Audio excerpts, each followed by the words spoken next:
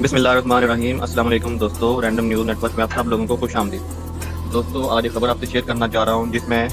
اسرائیل کے سابقہ سفیر جو کہ ہندوستان کے اندر تعینات تھے، انہوں نے کہا ہے کہ ہندوستان فلسطین کے خلاف اسرائیل کو اسلحہ فراہم کر رہا ہے۔ اس کے آگے مزید انہوں نے کہا ہے جی کہ سن 1999 میں 1999 میں جو کارگل جنگ لڑی گئی پاکستان اور ہندوستان کے درمیان، اس جنگ میں ہندوستان کی جو مدد اسرائیل نے کی تھی وہ شاید سفارتی لحاظ سے تھی یا اخلاقی لحاظ سے تھی یا مالی لحاظ سے تھی، تو ہندوستان آج اس مدد کا واپس جواب دے رہا ہے فلسطین کو اور اسرائیل کو بھی، اور اس سلسلے میں انڈیا اسرائیل کو ڈرونز اور گولہ بارود فراہم کر رہا ہے۔ اور کچھ دن قبل ایک خبر آئی تھی کہ ایک بحری جہاز جو کہ ہندوستانی گولہ بارود سے بھرا ہوا تھا، اس کو کسی یورپی ملک نے اپنی بندرگاہ پر لنگر انداز ہونے کی اجازت بھی نہیں دی۔ دوستو سن 1999 میں پاکستان اور ہندوستان کے درمیان ایک خون ریز جنگ لڑی گئی جسے کارگل کے نام سے یاد کیا جاتا ہے۔ اسی سال ہندوستان کے وزیر اعظم اٹل بہاری واجپئی بس پر بیٹھ کر فرستہ واغہ بارڈر پاکستان کے شہر لاہور میں آئے اور مینار پاکستان پر کھڑے ہو کے انہوں نے اعتراف کیا کہ جی ہم سے بہت زیادتیاں ہوئی ہیں کشمیر کے اندر، اور ہم چاہتے ہیں کہ کشمیر کا مسئلہ حل کیا جائے تاکہ لوگوں کی جان و مال اور عزت و آبرو محفوظ رہ سکے۔ ساتھ ہی انہوں نے یہ بھی کہا جی کہ اس جب امن ہوگا تو تجارت بھی ہوگی اور فائدہ ہوگا دونوں طرف کے جو اداکار ہیں گلوکار ہیں ایک دوسرے ملک میں آگے گائیں گے اور اس طرح ایک دوسرے کی پہچان بنیں گے اور ایک دوسرے کو فائدہ پہنچائیں گے۔ لیکن وہ جب یہ سارے اعلانات جن کو اعلان لاہور کہا جاتا ہے جب وہ کر کے گئے اور وہ اس جگہ پہ آ کے انہوں نے اعلان کیا جسے مینار پاکستان کہا جاتا ہے، جسے 1940 میں یہاں پر قرارداد پاکستان پاس ہوئی تھی کہ پاکستان بنایا جائے۔ تو دوستوں جب ہندوستانی وزیر اعظم پاکستان سے دورہ کر کے واپس گئے تو آگے کچھ موسم چینج ہوا، سردیاں آئیں تو کارگل بہت اونچی چوٹی ہے، وہاں کے بعد بہت زیادہ برف پڑتی ہے، تو ہندوستانی فوج اس برف سے بچنے کے لیے وہ چوٹی خالی کر دیتی ہے۔ تو اسی دوران جب ہندوستانی فوج نے اس چوٹی کو خالی کیا تو پاکستانی فوج نے اس کا قبضہ کر لیا جا کے، اور کارگل جب اپنے قبضہ کر لیا تو ہمارا خیال تھا کہ ہندوستانی فوج جواب نہیں دے گی، جس طرح ہم نے ہندوستانی فوج کو ماضی میں جواب نہیں دیا تھا سیاچن کے اوپر اور ایک دو اور محاذوں پر ہم نے کوئی جواب نہیں دیا، تو ہم سوچ رہے تھے کہ ہندوستانی فوج بھی جواب نہیں دے گی، لیکن ہندوستانی فوج نے بھرپور جواب دیا اور ہمارا بھی یعنی وہ مالی کافی نقصان ہوا اور ہندوستانی فوج کا بھی ہوا، لیکن آخرکار ہندوستانی فوج وکٹری کے ساتھ اس چوٹی کو واپس لینے میں کامیاب ہو۔ ہماری پوری دنیا کے اندر جھانک آئی ہوئی کہ ہم کتنے دوگلے اور کتنے بے ایمان لوگ ہیں کہ جب ہندوستان کا وزیر اعظم پاکستان کے اندر آیا اس نے امن کی بات کیا تو ہم اس کے امن کی بات کے نتیجے میں ہم نے ان کے علاقے کے اندر جا قبضہ کر لیے۔ ایل او سی کے اس طرف تھی کارگل کی چوٹی جہاں پر ہندوستانی فوج کا قبضہ تھا،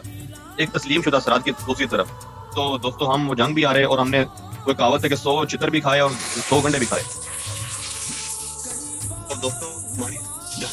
کی ضلع نگرانی لڑے گی، اس کا نام تھا جنرل پرویز مشرف، جو بعد میں پاکستان کے صدر، اور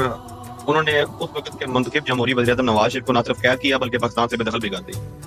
تو دوستو پھر کچھ ٹائم بعد دنیا کے حالات بدلے اور دنیا میں دہشت گردی کی جنگ شروع ہوئی،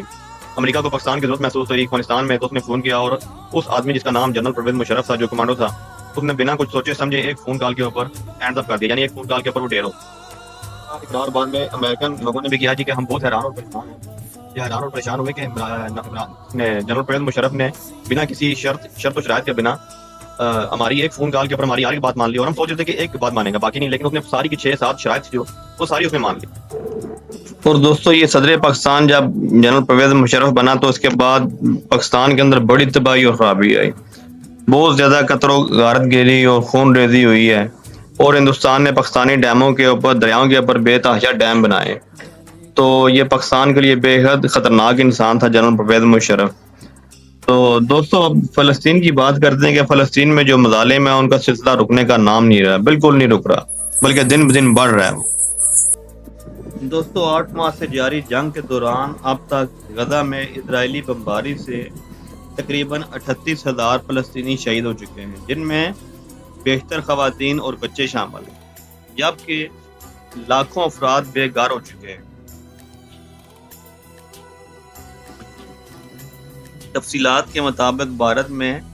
اسرائیل کے سابق سفیر ڈینیل کارنل کا کہنا ہے کہ سن 1999 میں پاکستان کے ساتھ کارگل میں ہونے والی جنگ کے دوران اسرائیل کی طرف سے دستیاب مدد کے بدلے میں اب غزہ میں جاری جارحیت کے لیے اسے ہتھیار فراہم کر رہا ہے۔ اسرائیل نے اہم عسکری سپلائی اور ساز و سامان فراہم کر کے انڈیا کی مدد کی سن 1999 میں کارگل کی جنگ، جس میں اہداف کو درست نشانہ بنانے والے گائیڈڈ گولہ بارود اور نگرانی کرنے والے ڈرون شامل تھے۔ گزشتہ ماہ مئی میں اسپین نے انڈیا سے اسرائیل ہتھیار لے جانے والے بحری جہاز کو بھی اپنی بندرگاہ پر اجازت نہیں تھی کہ وہ لنگر انداز ہو سکے۔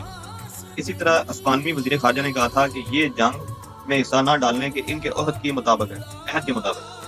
فروری میں متعدد انڈین میڈیا رپورٹس میں کہا گیا تھا کہ دلی نے اسرائیل کو حیدرآباد میں تیار کردہ جدید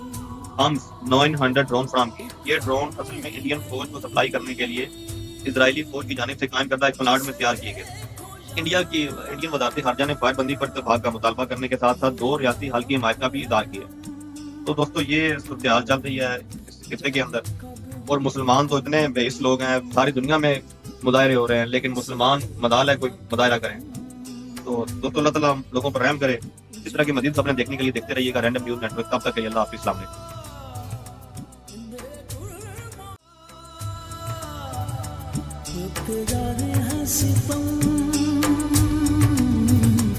جانے کب ہوں گے کم اس دنیا کے غم